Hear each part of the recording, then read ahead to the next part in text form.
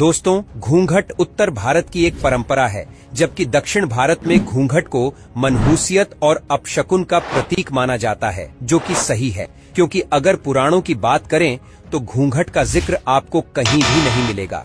वाल्मीकि रामायण में भी लिखा गया है कि स्त्री को ना तो घर बचा सकता है, ना ही कपड़ा, ना ही कोई ब्रह्मरेखा, ना ही महलों का सूत। स्त्री का चरित्र ही उसका सबसे बड़ा कवच है। तो आखिर उत्तर भारत में घूंघट की ये परंपरा आई कहां से? क्योंकि ना ही हमने रामायण सीरियल में या फिर महाभारत सीरियल में किसी भी स्त्री को घूंघट करते हुए देखा है। और अगर हम अपने इतिहास में जाकर देखें, हजारों साल पहले जब यहाँ पर पाला शोला जैसे चालुक्य का राज हुआ करता था, तब भी हम उनके बनाए हुए मंदिरों को देखें तो हमें वहां पर कोई भी मूर्ति या फिर कोई भी आकृति ऐसी नहीं दिखी है जिसको देखने से हमें कहीं से भी ये लगा हो कि यहाँ पर घूंघट प्रथा नाम की कोई चीज कभी रही भी होगी। तो जब ये हमारी सनातन संस्कृति या फिर भारतीय संस्कृति का कोई भी पार्ट रहा ही नहीं है, तो आज हमारे आसपास की औरतें घूंघट प्रथा से अपना सर क्यों छुपा लेती हैं? दरअसल पर्दा प्रथा के पीछे दिए गए कारण के अनुसार महिलाओं को अपने मुंह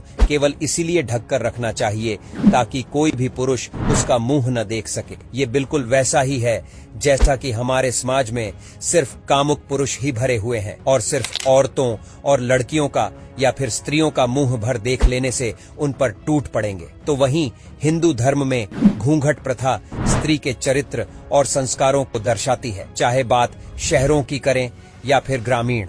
भारत के हिंदू धर्म में औरतों को अपने ससुर, जेठ, नंदोई या फिर ससुराल में हर उस पुरुष के सामने घूंघट में रहना पड़ता है जो उम्र में उससे या फिर उसके पति से थोड़ा भी बड़ा क्यों ना हो। तो वहीं उत्तर प्रदेश में कई जगहों पर घर की बहुओं को अपने ससुर के सामने बात करने की भी इजाजत नहीं होती। शादी के बाद अक्सर कुछ इसी तरह की रूढ़िवादी परंपराओं और सोच के चलते अपनी जिंदगी चार दीवारी के अंदर जीने पर महिलाएं मजबूर हो जाती हैं। मर्यादा और बड़ों का सम्मान करने के नाम पर 24 घंटे घूंघट में रहना, घूंघट में बात करना, सास ससुर के सामने जमीन पर बैठना और बस साड़ी के पल्लू की आड़ में अपनी पूरी जिंदगी यूं ही बिता देनी पड़ती है। और तो और जो औरतें इन परंपराओं को नहीं मानती, उन्हें समाज के नजरिए से चरित्रहीन मान लिया जाता है। इस प्रथा के चलते भले ही किसी को कोई शारीरिक या फिर मानसिक नुकसान नहीं पहुंचता हो, मगर महिलाओं के आगे बढ़ने के बीच में ये प्रथा एक रोड़ा बनकर जरूर उभरती है। पर्दे में रहने के कारण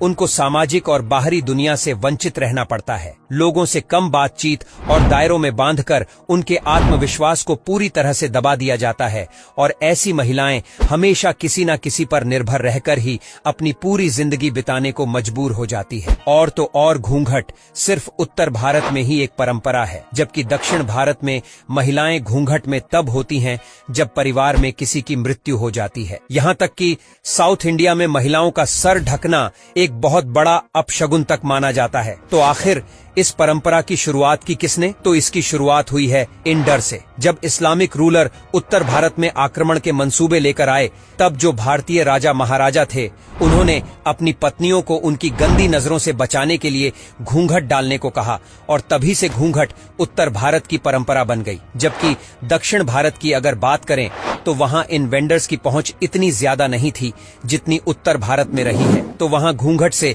कुछ बुरा घटित होने पर ही लिया जाता है और इस्लामिक रेडर्स का उनके घरों में घुसना बेशक कोई बुरी घटना का ही संकेत था। तो अब अगर इंडिया इंडिपेंडेंट है और कोई वेंडर्स नहीं आने वाले हैं, तो आपको नहीं लगता है कि हम नॉर्थ इंडिया वालों को भी इस प्रथा को खत्म कर देना चाहिए? क्योंकि इसका हमारे कल्चर से कोई लेना देना ही नहीं है। ये सिर्फ उस वक्त की एक मजबूरी थी और जो लोग इसे रिस्पेक्ट से जोड़ते हैं, उन्हें यह समझना चाहिए कि रिस्पेक्ट इंसान के दिल और दिमाग में पनपती है, न कि नजरों में। फिलहाल के लिए इस वीडियो में बस इतना ही। आप मेरे विचारों से सहमत हैं या नहीं, मुझे कमेंट करके जरूर बताएं। साथ ही यह भी बताएं कि आपके घरों में अभी भी घूंघट की प्रथा होती है या नहीं। जल्द ही फिर मुलाकात होगी एक नई वीडियो में। तब तक के लिए नमस्कार।